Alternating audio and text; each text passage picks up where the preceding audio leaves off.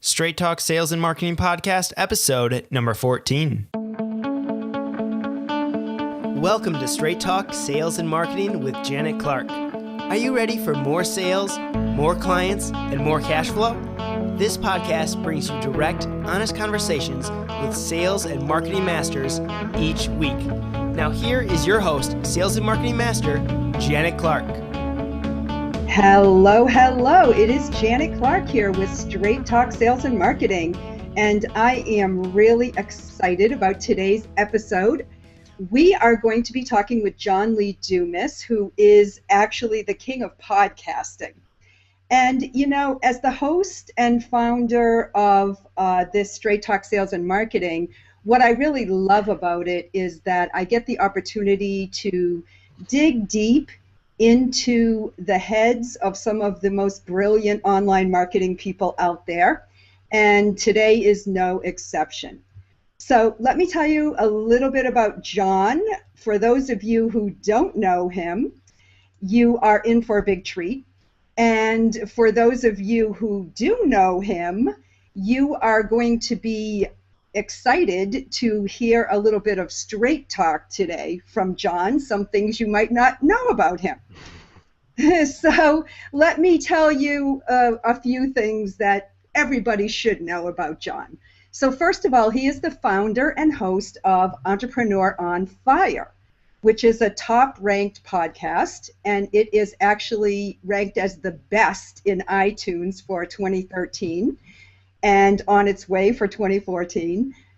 John interviews people every day. He does a podcast every single day, 7 days a week, and he has had successful entrepreneurs on his show with amazing credentials. So he has interviewed people just in the past year or so, people like Seth Godin, Tim Ferriss, Barbara Corcoran, Gary Vaynerchuk, Guy Kawasaki, and on and on and on. So if you haven't checked out Entrepreneur on Fire, you need to do that. And you can find it at eofire.com. So John, welcome to Straight Talk Sales and Marketing. Well, Janet, it is a pleasure to be here. I'm excited to be chatting with you.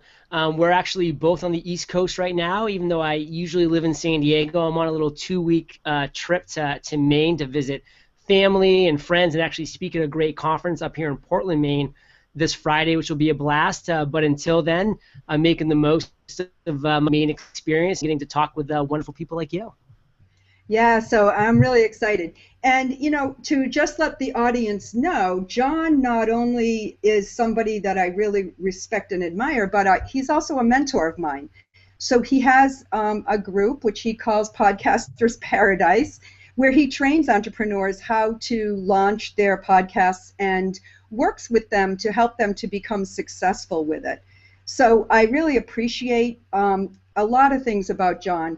But one of them is that he really has an openness about him, and he really aspires to help other entrepreneurs. So not only is he successful, but he really wants to share that with others.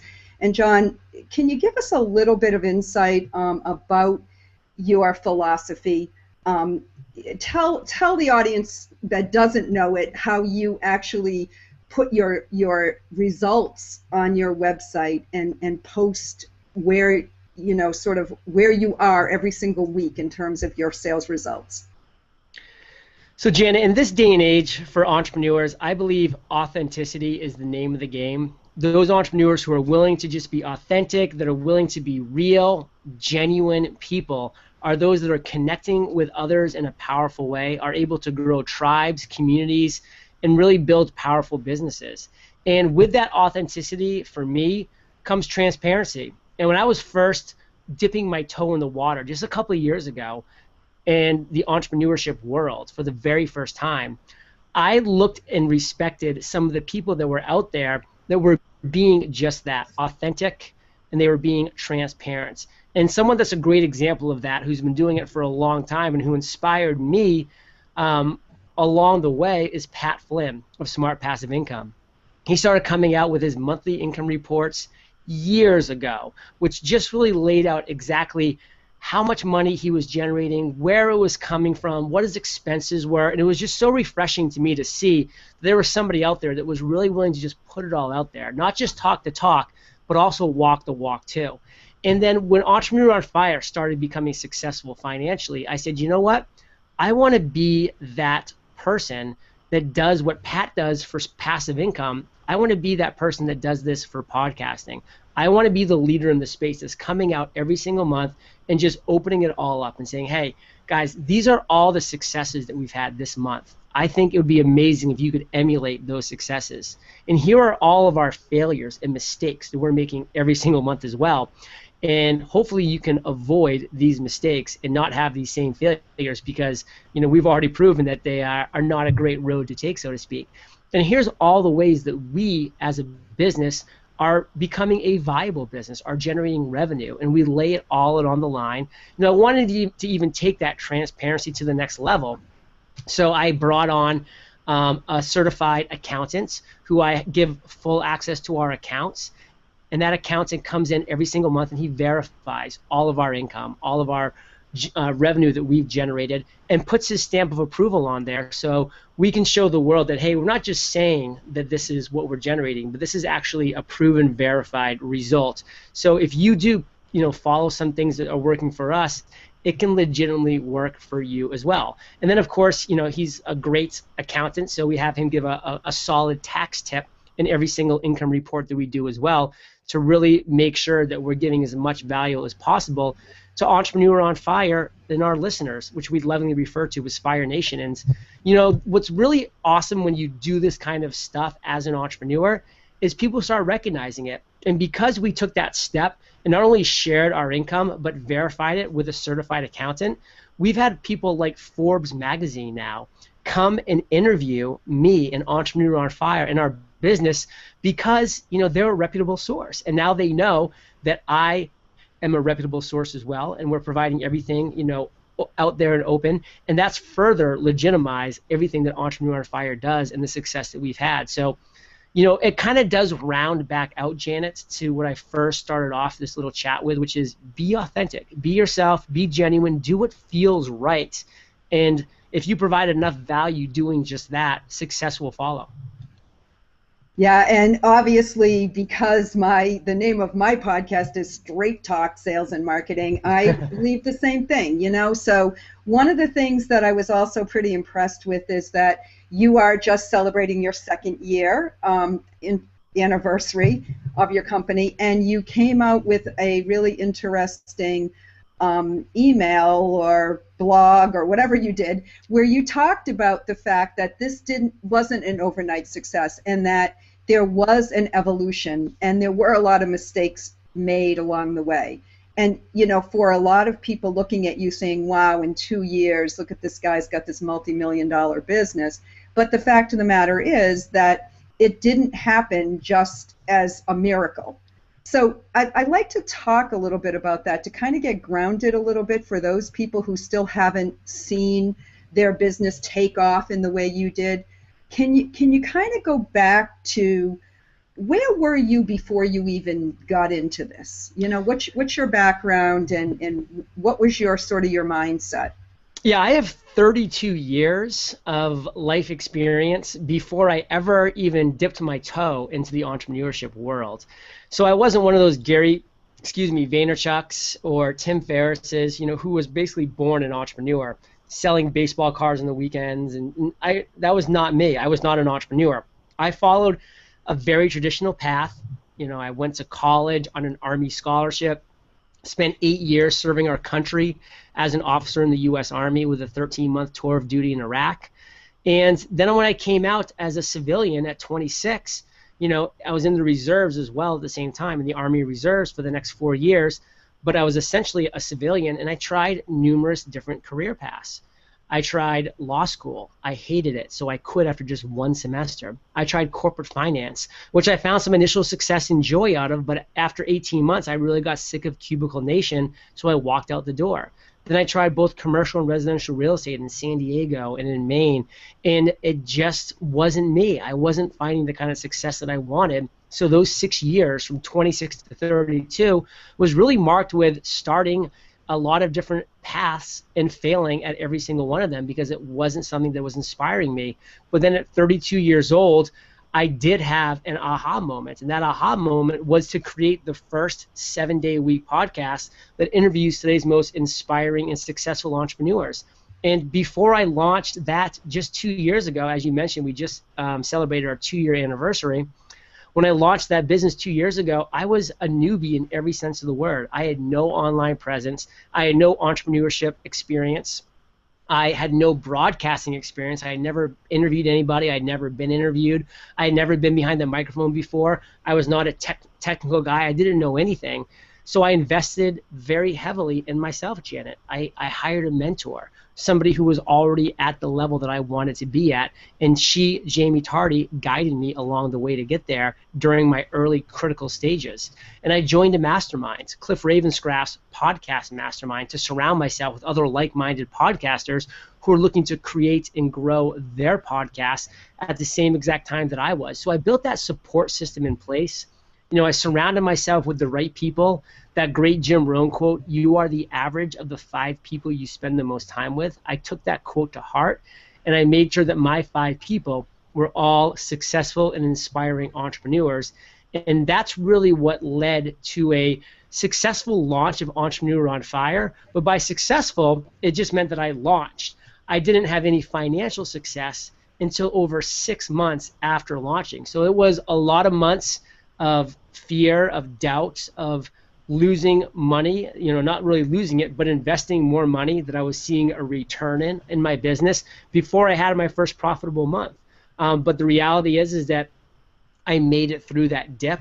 I continued to persevere forward and continue to improve my business to where we now consistently generate over $250,000 a month and are always looking to add more revenue streams to our business model to continue to increase that number. Well, you just about summed up every single thing that I promote to people. So I want to go, first of all, kind of back a little bit. So you talked about you had this aha moment. What was it? What happened that made you even know about podcasting, or what was the little inspiration that made you say, oh, this should be something I will do? So being in real estate for 4 years, you spend a lot of time in the car. So I got I got sick quite quickly of Miley Cyrus and the radio top 40 just playing the same songs over and over again with long droning commercials. And then I tried talk radio, and that was just the same problems. It just wasn't any topics I was even interested about. And, again, mixed up with a ton of commercials. So I kept complaining about it, and finally one of my friends is like, why don't you just start listening to podcasts? And I'm like, well, what's a podcast? So I looked into it, and I'm like, wow, podcasts are free. They're on demand, and they're targeted content that I can listen to when I want, where I want, how I want, and for free. Sign me up. So I started listening to podcasts like a fiend, and I was listening to podcasts really focused in the business niche, and that's where I found great podcasts like Mixergy with Andrew Warner, Pat Flynn with Smart Passive Income, David Siteman Garland with Rise to the Top, and these guys were doing great interviews. Some of their podcast episodes were interviewing entrepreneurs, and those are the ones that I really resonated with, and I was like, wow, I'm loving these podcast episodes. But the problem is they're doing 1 a week, 2 a month sometimes. I'm going through all of their back catalog in mere weeks, if not months at the most.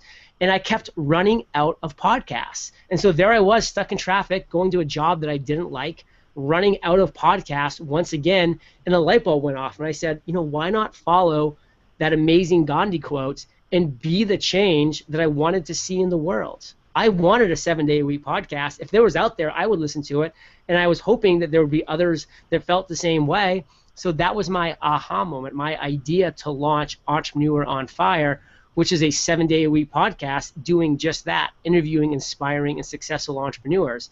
And again, I was clueless, Janet. I didn't know anything about podcasting besides pressing the play button on my iPod. But by investing in myself with a mentor, joining a mastermind, in courses and communities, and going to conferences, I was able to learn the skills I needed to create, grow, and monetize my podcast. Okay, so I'm a big believer in that, and I promote always, like when you get an inspiration and you figure out something that is lacking, exactly why I started the Freedom Shift. Because now I manage a team of people who not only help entrepreneurs with their strategy, but also implement the technology pieces of it for them. And when I was in my last business, the biggest problem I had was not being able to find somebody to help me to do my online marketing who really understood my strategy and my business and was a part of my team. So in other words, I could have gone and hired a marketing agency, or I could have tried to manage multiple people, web developers and online marketing people and whatever, but there wasn't really one cohesive group that I could just say, this is where I want to see my business go, and I just don't have time to build all the systems out. So what did I do? I went and created it myself, which is exactly what I heard you just say you did. So I love that. Cool. Now, the next thing you said, I'm going to take this apart piece by piece here, is that you got yourself a mentor and you found somebody that was beyond where you wanted to go. And again, I constantly preach this to people because even though it feels like it's costing money, there is a investment that we all have to put into ourselves and our businesses if we really want to see success.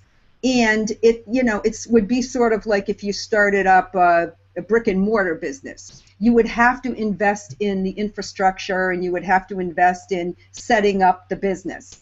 And you would also more than likely need to have somebody who had already been there would be your advisor. So it is no different. I mean, an online business is no different. And yet there are so many people out there that are constantly perpetuating this myth that anybody can do it and it doesn't cost anything. So can you address that a little bit? So I think the key word that people really need to hone in on here is invest, and be willing to invest in yourself. Because for me, I was clueless about the world of podcasting and about the world of entrepreneurship in general. And for me to try to go at it on my own and to try to find the tools necessary, I would have wasted so much time, and time is your most valuable commodity as an entrepreneur. I would have wasted so much effort. I would have gone down so many paths that I could have avoided had I had someone with experience guiding me in the right direction. So because I did invest in myself, and I did have Jamie Tardy guiding me along the way, having me avoid the pitfalls, connecting me with the right people, getting me my first few guests for Entrepreneur on Fire, which really got the ball rolling by giving me social credibility and social proof, with no other reason because Jamie Tardy was my mentor, and that was all these great entrepreneurs needed, because they knew, liked, and trusted Jamie, and they knew that if I was being mentored by her, that it would be a solid show at the very least. And so that was an incredibly important step for me to do. And that investment that I made, of the $1,000 a month and having Jamie Tardy mentor me has paid back 100-fold. I mean, an investment 2 years ago of Jamie and $1,000 a month has now helped me create a business that every single month generates over $250,000. And that business may have never gotten off the ground, may have never caught in fire, may have never caught really this momentum that it has without starting the right way and without spinning my wheels and going in the wrong direction because I didn't invest in myself. So that investment has truly paid off 100-fold and continues to even grow in its value going forward. So where did you get this money to invest? So I definitely came from a very financially savvy family. I'm born and raised in the state of Maine, which is home to a lot of hardworking and frugal Americans, and my family was really no different. So I learned at a young age the value of staying out of debt and the value of saving money. And so I went to college on an Army ROTC scholarship, And that really allowed me to graduate debt-free from a very expensive school, Providence College in Rhode Island. And then it allowed me to go forward and take the money that I was earning as first an officer in the U.S. Army, then in corporate finance, and then in real estate, and save a lot of money because I didn't have to pay off debt, because I didn't have to pay off student loans. And making wise financial decisions from the age of 22, when I first started making money, all the way to age 32, gave me about 2 years worth of a cushion where I knew that, hey, I can live on my savings for 2 years and focus 100% on Entrepreneur on Fire and not have to make a single penny to continue to focus on this. And to be honest with you, I almost got halfway through that. I mean, it was 9 months from idea to my first month that I actually generated significant revenue. So it did take me some time to actually start to generate revenue, but I will say that what was really powerful was the fact that I was able to live in a debt-free, I was able to create a debt-free existence of myself and have a savings account that allowed me to focus 100% on my business. And I realize, not everybody's going to be fortunate enough to be in that situation. You may have a family, you may have mortgages, you may have student debt yourself, and you might be living paycheck to paycheck. There's nothing wrong with being a sidepreneur and just really working your day job and then spending the extra time and effort getting things going in your entrepreneurial path on the side, so to speak. So for me, I was able to go all in, Janet, because of decisions that I made up to 32 years old that really set me up for success.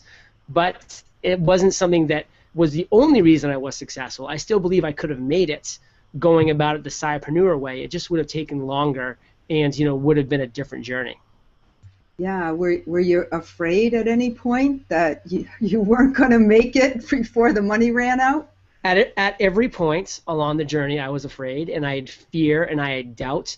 And that's part of the journey. That's what being a human being is all about. We have the imposter syndrome imbued upon our innate selves the minute we are born. That's the reason why our species has survived, since the days of the caveman.